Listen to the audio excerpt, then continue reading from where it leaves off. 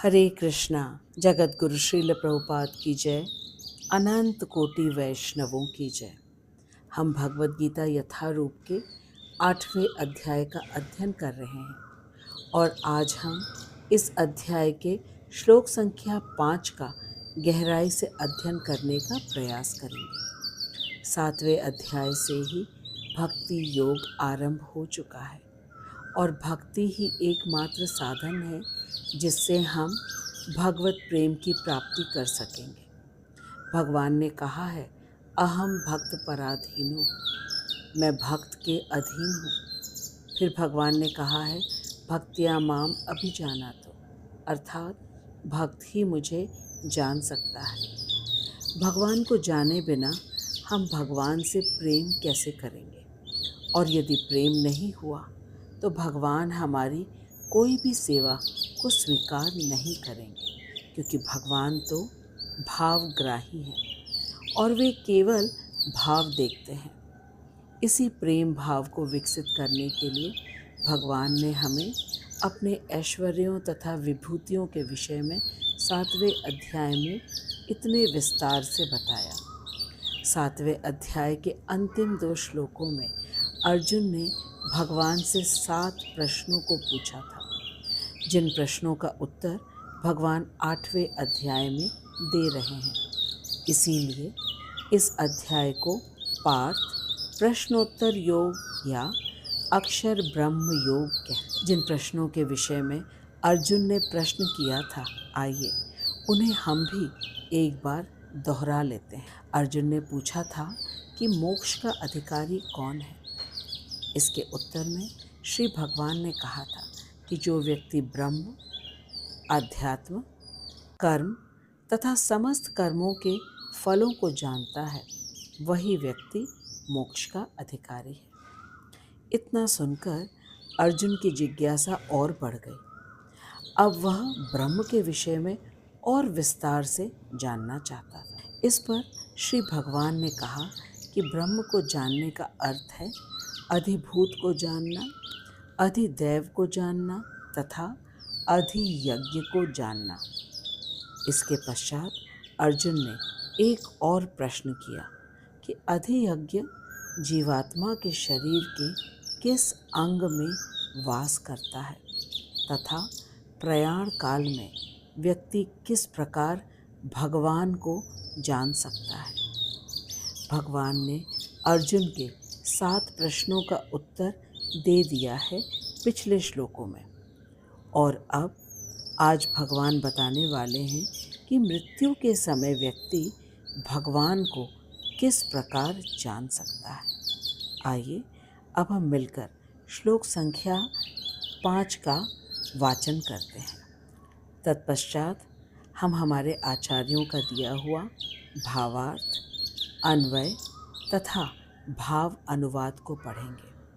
आज का श्लोक अत्यंत महत्वपूर्ण है और हमारे शिक्षा गुरु हिज ग्रेस हरिमोहन दास प्रभु जी कहते हैं कि इस श्लोक को यदि हमने पूर्ण निष्ठा से, पूर्ण ध्यान से समझ लिया है तो हमारा मनुष्य जीवन सफल हो जाएगा।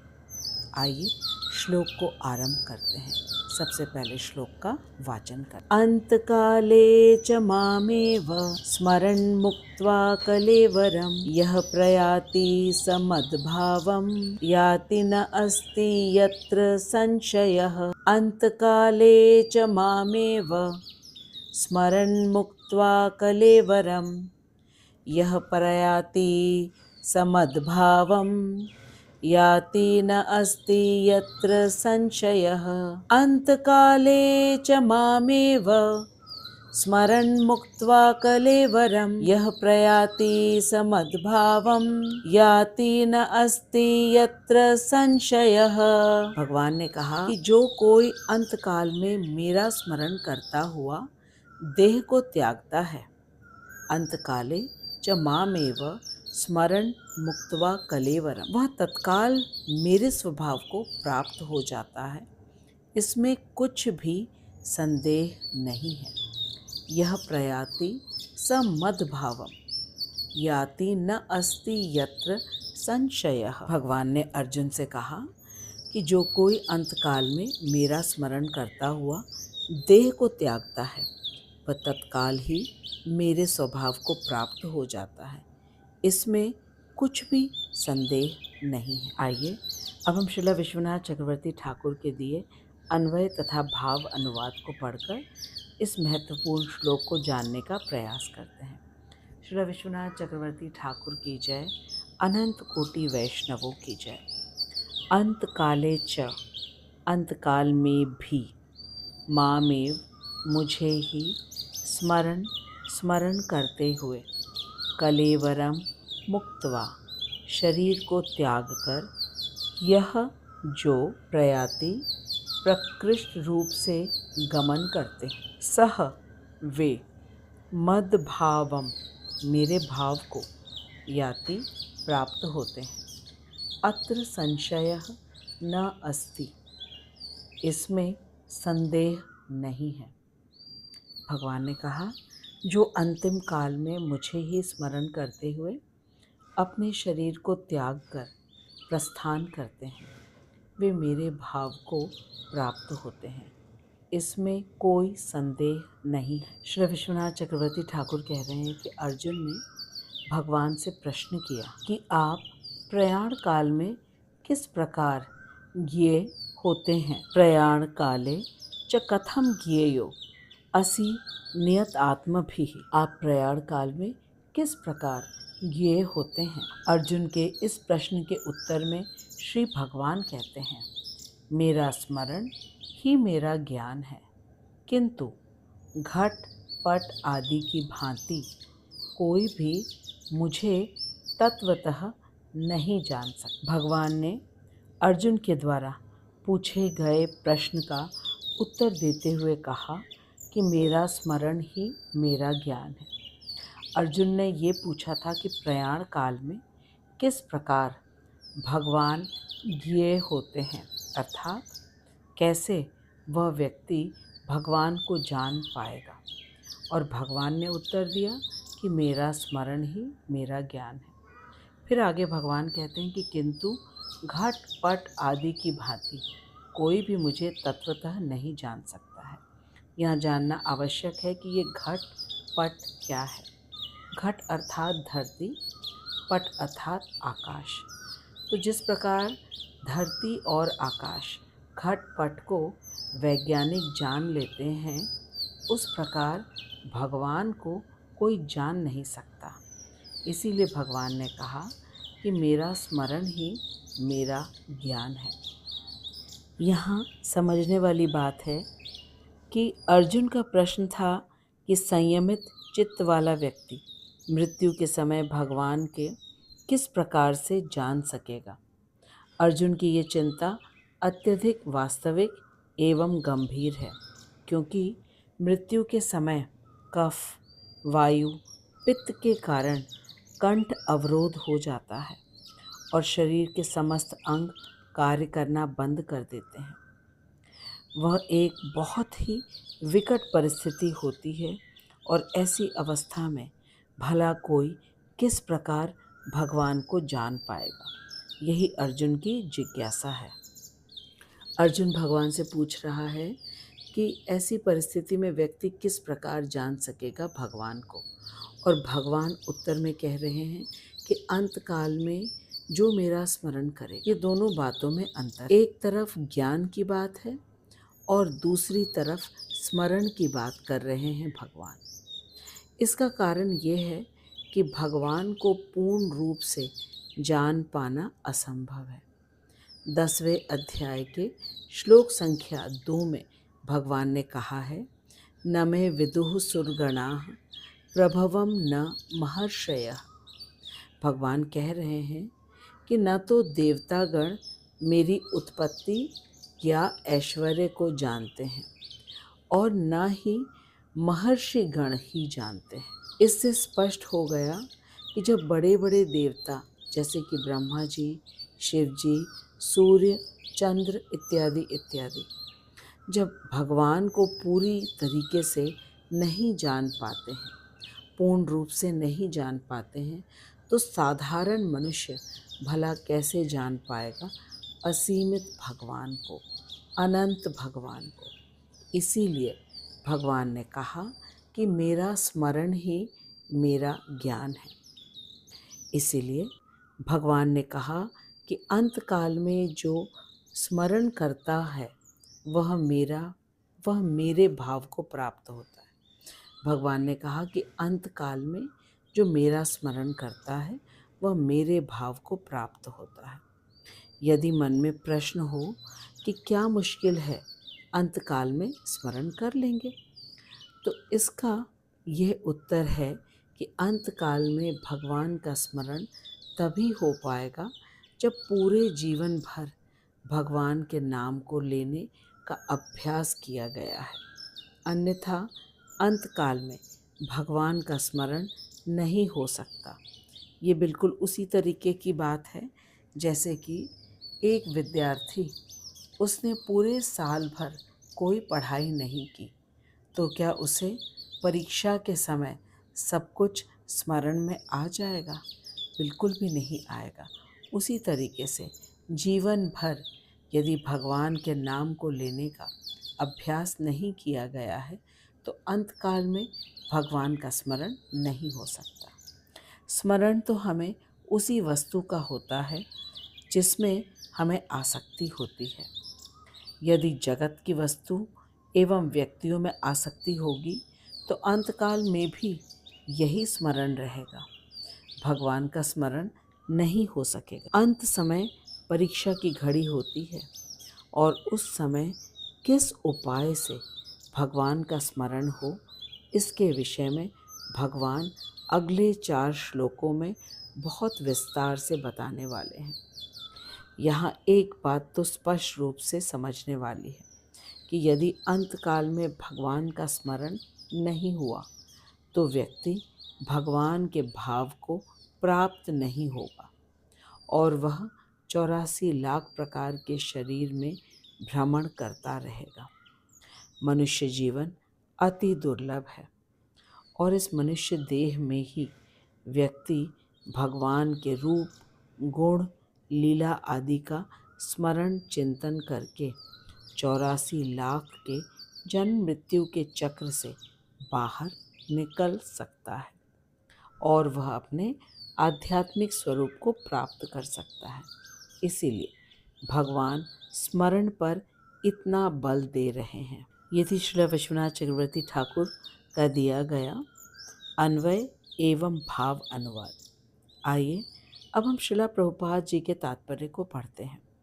श्रील विश्वनाथ चक्रवर्ती ठाकुर की जय, श्रील प्रभुपाद की जय, अनंत कोटि वैष्णवों। श्रील प्रभुपाद जी ने हमें बहुत ही सरल उपाय दे दिया है जिससे कि प्रत्येक व्यक्ति निश्चित रूप से अंतकाल में भगवान का स्मरण अवश्य ही कर सकेगा।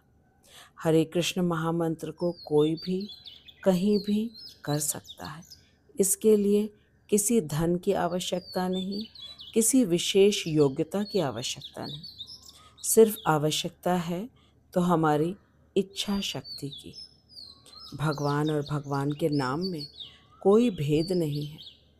श्री चैतन्य महाप्रभु जो कि राधा कृष्ण के सम्मिलित अवतार हैं, वे मात्र 540 वर्ष पूर्व नवद्वीप में अवतरित हुए एक भक्त के रूप में, ताकि वे हमें भक्ति योग की सबसे सरलतम विधि को सिखा सकें।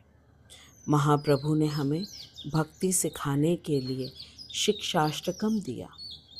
इस शिक्षाष्टकम के 3 श्लोक में कहा गया है, तृणादपि सुनीचेन तरोरपि सहिष्णुनाम अमानेन मानदेन कीर्तनीय सदा हरि। आइए इस श्लोक को समझते हैं। तृणादपि सुनीचेन का अर्थ है कि स्वयं को मार्ग में पड़े हुए तृण से भी अधिक ज़्यादा नीच मानना। तृण होता है घास जो कि पैरों के नीचे आकर टूटकर सूख गया है, उसे तृण कहते हैं। उस तृण से भी ज़्यादा अपने को नीच मानना जिसको कोई भी पैरों से कुचल सकता है। तरोरपि सहिष्णुना का अर्थ है वृक्ष से भी अधिक सहनशील होकर। अमानिना मान देना अर्थात मिथ्या मान की भावना से सर्वदा ही शून्य रहकर दूसरों को सदा ही मान देने वाला होना चाहिए। ऐसी मनस्थिति में ही कोई व्यक्ति सतत हरिनाम कीर्तन कर सकता है, अन्यथा नहीं। हमें ये जानना चाहिए कि यह निर्देश हमें स्वयं भगवान दे रहे हैं, अन्य कोई और साधारण व्यक्ति नहीं।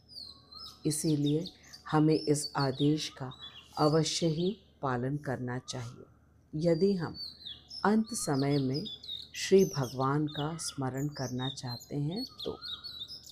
यहाँ बताया गया है कि मिथ्या अहंकार को त्याग कर हमें सभी को सर्वथा मान देना चाहिए। मिथ्या अहंकार का अर्थ है कि जब हमें ये ज्ञान नहीं होता है कि हम आत्मा हैं और नित्य कृष्ण दास हैं तथा पूर्ण रूप से कृष्ण पर ही आश्रित हैं प्रत्येक वस्तु के लिए, और हमारा केवल एक ही धर्म है कि हम कृष्ण की आज्ञा का पालन करें और कृष्ण की प्रेम पूर्वक सेवा करें। इस ज्ञान के अभाव में जब हम अपने आप को पुरुष या स्त्री समझते हैं, या भारतीय या अमेरिकी मानते हैं, या जब हम अपने आप को डॉक्टर, इंजीनियर, लॉयर मानते हैं, या अपने आप को ब्राह्मण, क्षत्रिय, वैश्य या शूद्र मानते हैं, तो इसका अर्थ है कि हमें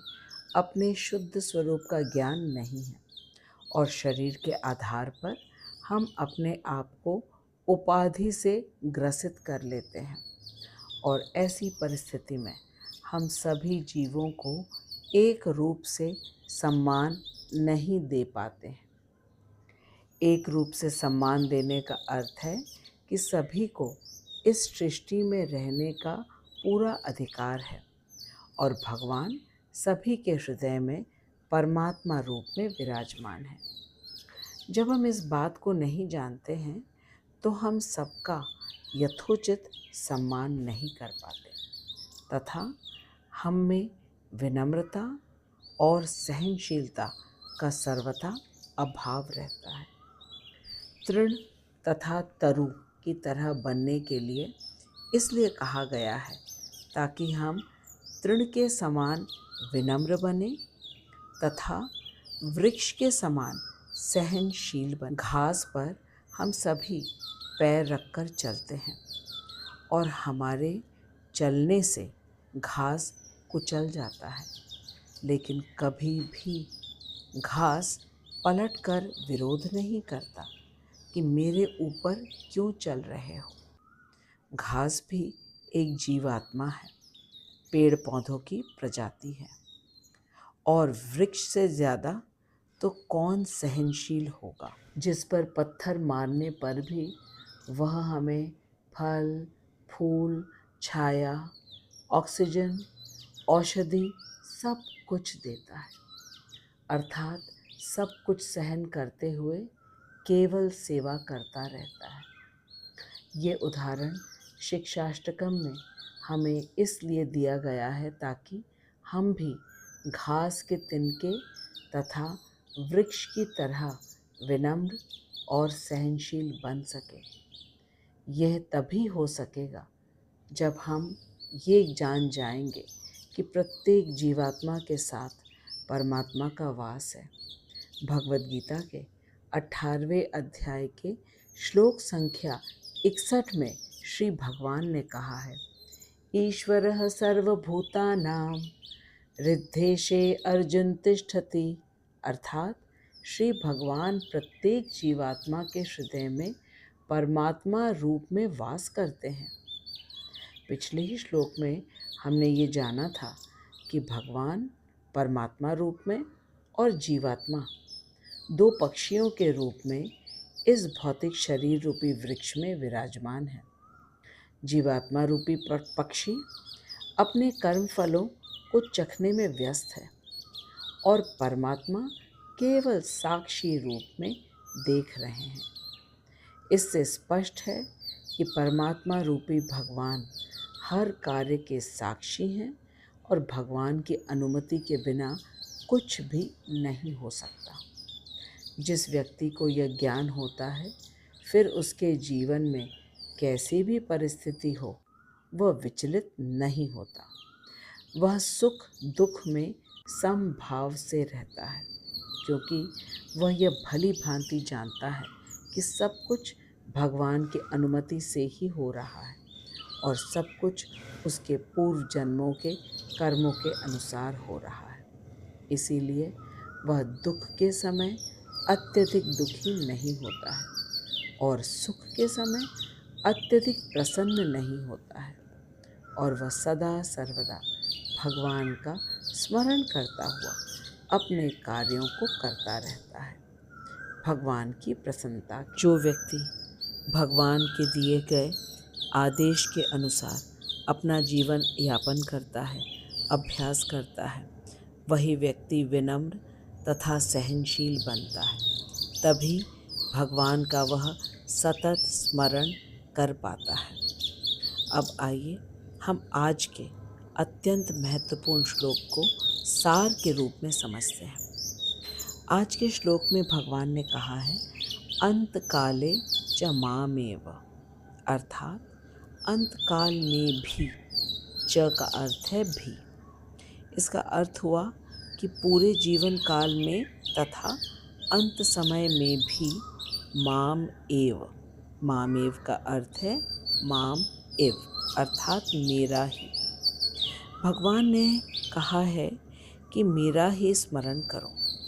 आइए समझें कि भगवान ने ऐसा क्यों कहा। मेरे शिक्षा गुरु हिज ग्रेस हरिमोहन दास प्रभु जी कहते हैं कि भगवान ने इतना बल देकर मामेव शब्द को इसलिए कहा है क्योंकि भगवान ने पहले अर्जुन को ब्रह्म के विषय में विस्तार से बताते हुए अधिभूत, अधिदैव और अधियज्ञ को समझाया था। आइए हम भी अब इसकी पुनरावृत्ति कर लेते हैं।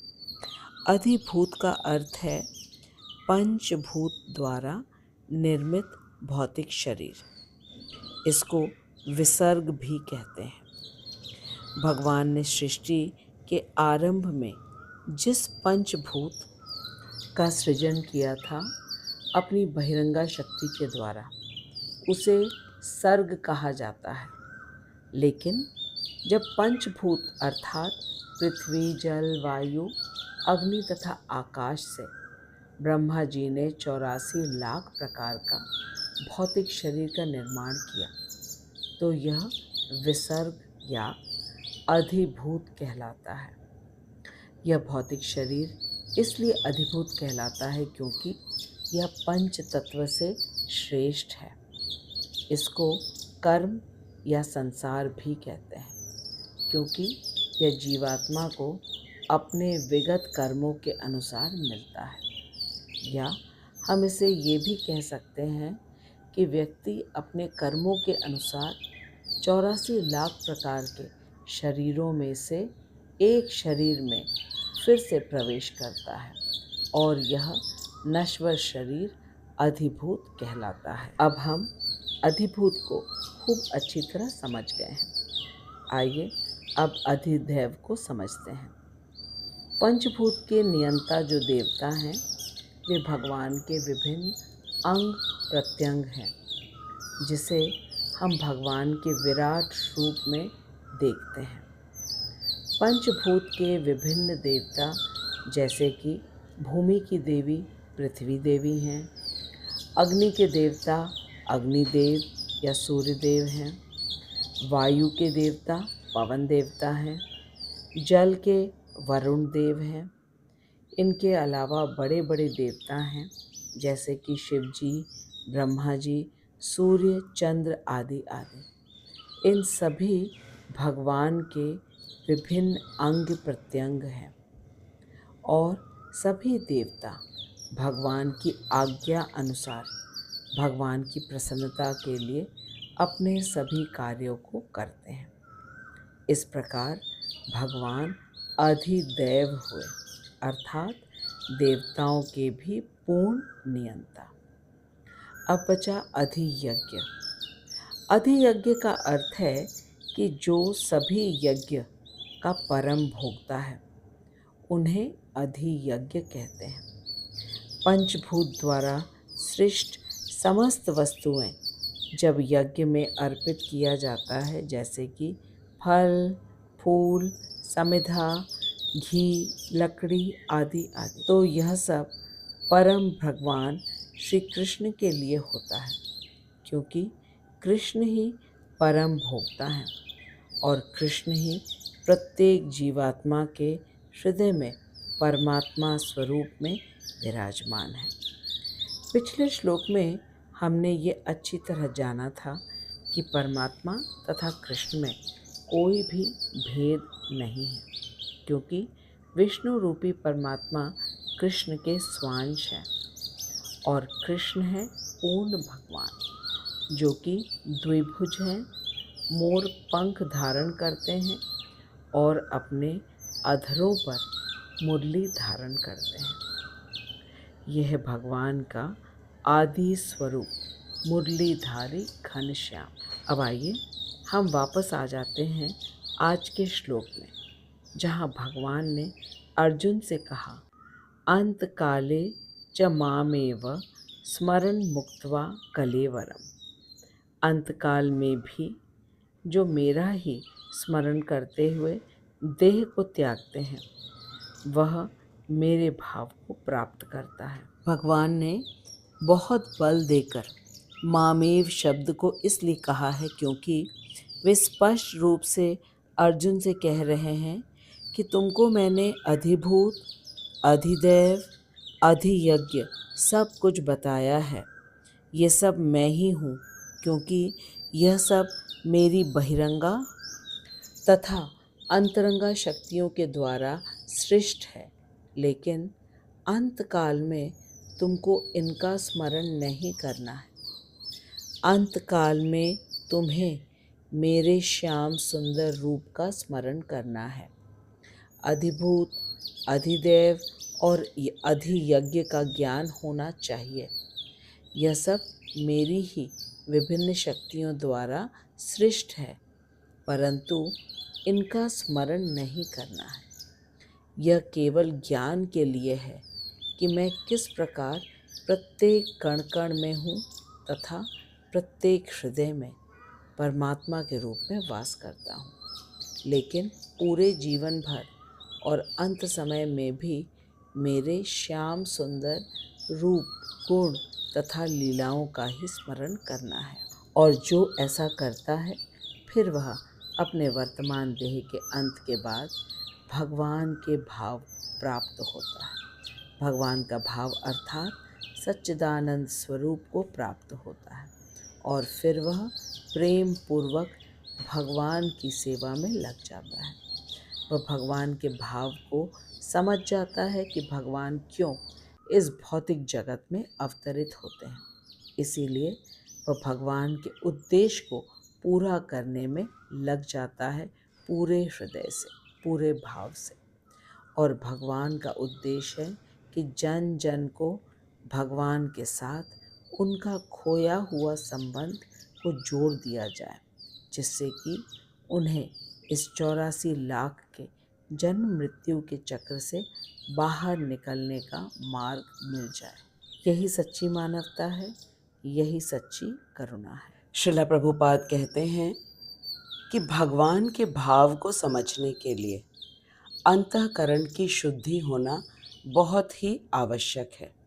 अंतःकरण अर्थात हृदय की शुद्धि होना बहुत आवश्यक है। और यह अंतःकरण की शुद्धि हरे कृष्ण महामंत्र से होती है, भगवान की कथा का पूर्ण निष्ठा से श्रवण करने से होती है। मैं आशा करती हूँ कि अब हम सभी अच्छी तरह समझ गए हैं कि अर्जुन ने भगवान से कहा कि अंत समय में संयमित चित्त वाले व्यक्ति को भी आपका ज्ञान किस प्रकार से होता है। अंत समय में शरीर में अनेक प्रकार के कष्ट होते हैं, कंठ अवरुद्ध हो जाता है, कफ पित्त वायु से उस कठिन परिस्थिति में भगवान का ज्ञान किस प्रकार से होता है। भगवान ने इसका उत्तर दिया कि अंतकाल में भी मेरा जो स्मरण करेगा वह मेरा भाव को प्राप्त होगा।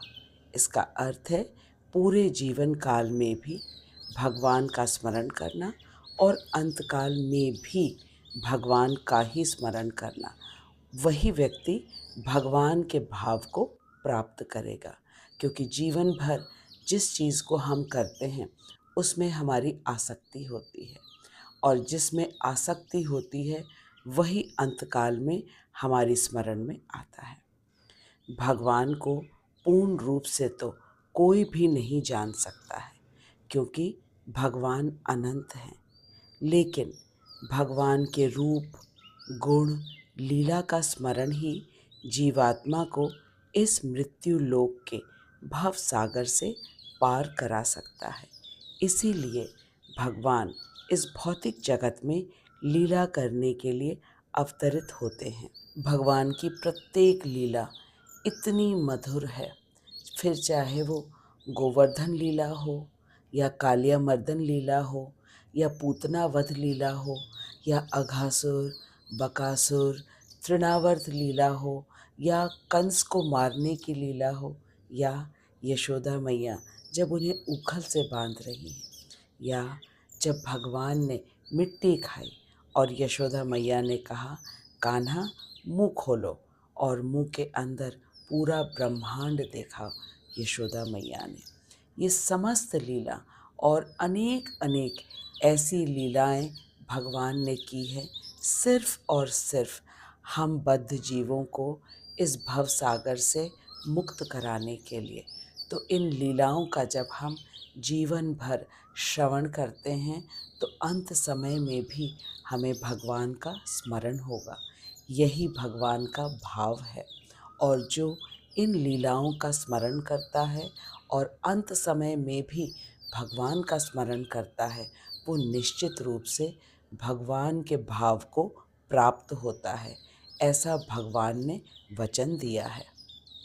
श्रील प्रभुपाद हमसे कहते हैं कि भगवान का स्मरण का सबसे सरल उपाय है हरे कृष्ण महामंत्र का जप करना और भगवान के वचन तथा उनकी कथाओं का श्रवण करना भगवत गीता तथा श्रीमद् भागवत से। इसी का यदि कोई निरंतर अभ्यास करेगा तो उसे निश्चित रूप से अंत समय में भी भगवान के श्याम सुंदर मुरलीधारी रूप का स्मरण होगा, क्योंकि भगवान ने हमें वचन दिया है।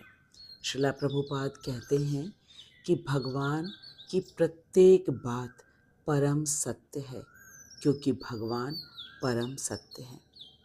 आज का श्लोक अत्यंत ही महत्वपूर्ण है। आज के श्लोक में भगवान ने हमें वह रहस्य बताया है जिसे जानकर मनुष्य अपने जीवन का पूर्ण लक्ष्य की प्राप्ति कर सकता है। मैं आपसे विनम्र निवेदन करती हूँ कि आप इस वीडियो को बार बार देखिएगा। यदि कोई प्रश्न हो अवश्य ही पूछिएगा कमेंट बॉक्स में लिखकर। मैं श्रील प्रभुपाद, श्रील विश्वनाथ चक्रवर्ती ठाकुर तथा अपने शिक्षा गुरु हिज ग्रेस हरिमोहन दास प्रभु जी को दंडवत प्रणाम करती हूँ, जिनकी अहेतु की कृपा से हम भगवत गीता यथारूप के परम गुह्य ज्ञान को इतनी सरलता से समझने का प्रयास कर रहे हैं। अगले 4 श्लोकों में भगवान हमें उन्हें स्मरण करने के लिए और विस्तार से बताने वाले हैं। भगवान की बात को जानने के लिए आप भगवत गीता यथारूप से जुड़े रहिए। अब हम अगले सप्ताह मिलेंगे, तब तक आप खूब मन लगाकर इस वीडियो को देखिए और प्रेम से हरे कृष्ण महामंत्र का जप कीजिए।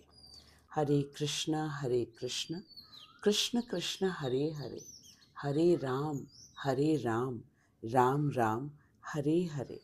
जगत गुरु श्रील प्रभुपाद की जय, अनंत कोटि वैष्णवों की जय। मुझे पूर्ण विश्वास है कि आज के श्लोक को हमने अच्छी तरह समझा है। अंत काले च मामेव स्मरण मुक्त्वा कलेवरम यह प्रयाति स मद्भावम याति न अस्ति यत्र संशयः। जीवन के अंत में भी जो मेरा स्मरण करते हुए शरीर का त्याग करता है वह तुरंत ही मेरे स्वभाव को प्राप्त करता है, इसमें रंच मात्र भी संदेह नहीं है। ये भगवान के वचन हैं। श्रीमद् भगवद गीता यथा रूप में 8वें अध्याय का श्लोक संख्या 5 है। हरे कृष्णा।